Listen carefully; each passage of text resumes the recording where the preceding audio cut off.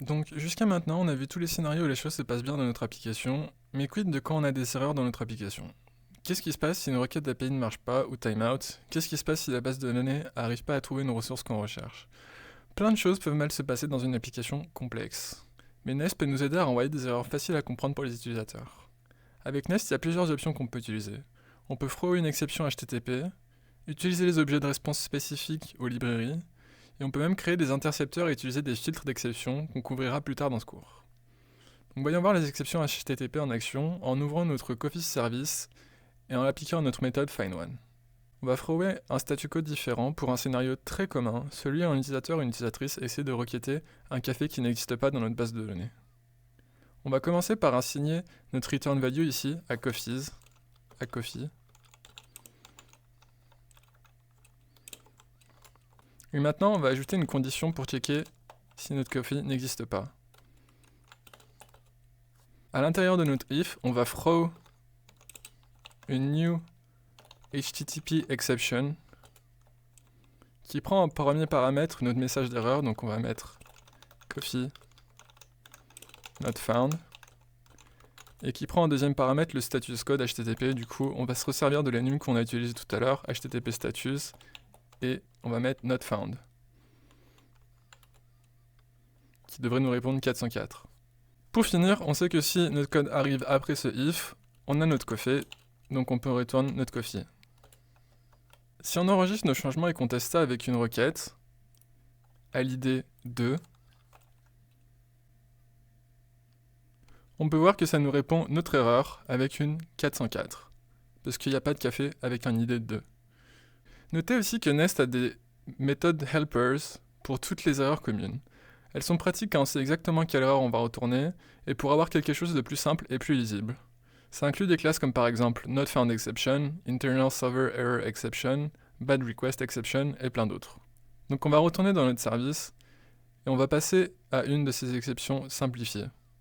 On va changer notre HTTP exception en NotFoundException, et maintenant on peut retirer notre deuxième argument, parce que cette classe gère automatiquement le status code pour nous. Et donc maintenant on a du code plus lisible, comme vous pouvez le voir, et si on retourne tester notre route, ça nous répond toujours la même erreur. Mais qu'est-ce qui se passe si une erreur arrive qu'on a oublié de gérer ou qui n'est pas une exception HTTP? Nest gère et catch automatiquement ces exceptions pour nous avec une couche intégrée d'exceptions. Cette couche, ou layer, renvoie même un message approprié à l'utilisateur pour nous. On va tester ça en rajoutant un throw d'une erreur JavaScript dans notre findOne avec un message aléatoire. Du coup, on va retourner dans notre service. Ici, au tout début, je vais rajouter un throw, une erreur JS. Et maintenant, si je retourne tester ce service, on peut voir que ici, j'ai 500 internal server error. Et si j'ouvre mon terminal, on peut voir que l'erreur remonte dans nos logs d'application. C'est très utile pour les erreurs qui peuvent arriver très profond dans notre code ou même quand on utilise des librairies tierces. Ça rassure que chaque erreur ressorte quoi qu'il se passe. Maintenant, on va parler des modules. Dans Nest.js, les modules, c'est des moyens fortement recommandés d'organiser les composants de votre application. Pour la plupart des applications Nest, une architecture idéale va utiliser plusieurs modules, chacun encapsulant un set de fonctionnalités similaires. Par exemple, on peut imaginer qu'on développe une fonctionnalité de panier pour un site d'e-commerce. Si notre application a un contrôleur de panier et un service de panier, ça a du sens de mettre ces derniers dans un module de panier, car leurs fonctionnalités sont liées, donc on les mettrait dans leur propre module. Dans notre application, pour l'instant, on a tout mis dans un grand module, le app module.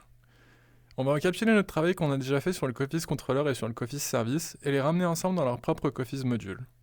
Du coup, pour générer un module avec la CLI Nest, on va taper nest generate module et on va lui donner un nom de Coffice. On voit que la CLI a généré ce module et changé notre app module et l'a rajouté automatiquement aux imports de notre app module. On va ouvrir ce nouveau Coffice module maintenant. Il est vide, mais on voit encore une fois qu'un module Nest.js, c'est simplement une classe annotée, cette fois avec un décorateur module. Ce décorateur, il va prendre de la métadonnée que Nest utilise pour organiser la structure de nos applications. Le décorateur du module prend en argument un objet qui organise et décrit son contexte. Les modules peuvent contenir 4 choses principales. Des contrôleurs, qui vont lister les routes d'API qu'on veut que ce module instancie, les exports, qui permet de lister les providers qu'on veut pouvoir utiliser n'importe où ce module est importé. Ensuite, import nous donne la possibilité de lister d'autres modules que ce module requiert. Tous les providers exportés dans ces modules sont maintenant utilisables dans ce module aussi. Et dernièrement, on a l'array providers, et dedans, on liste les services qu'on a besoin que Nest instancie pour le système d'injection de dépendance. Tous les providers là-dedans seront disponibles uniquement dans ce module spécifiquement, sauf si on les exporte aussi avec l'array export qu'on a vu précédemment. Donc maintenant qu'on a couvert les concepts de base des modules Nest, on va grouper notre Coffee Service et notre Coffee Controller pour faire partie de ce module spécifiquement.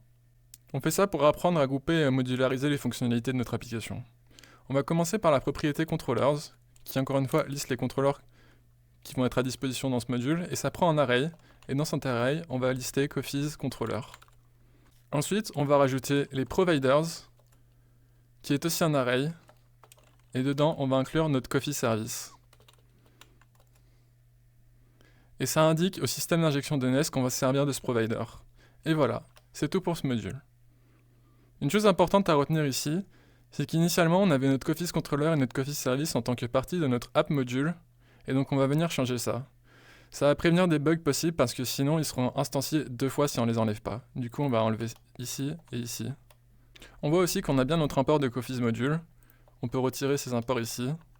Et donc comme on peut le voir, un module de feature organise simplement tout le code en rapport avec une fonctionnalité donnée. Ça nous aide à garder notre code organisé et établir des limites claires aux fonctionnalités de notre application. Ça nous aide aussi à gérer la complexité et à développer avec des principes de programmation solides, surtout plus nos applications et nos équipes grandissent. Du coup, on va sauvegarder tout ça et on va relancer notre application. Et si jamais on refait une requête pour tester, get coffees, on voit que tout marche toujours. Génial. Et on voit qu'on a encapsulé notre logique de café dans son propre module Nest.js.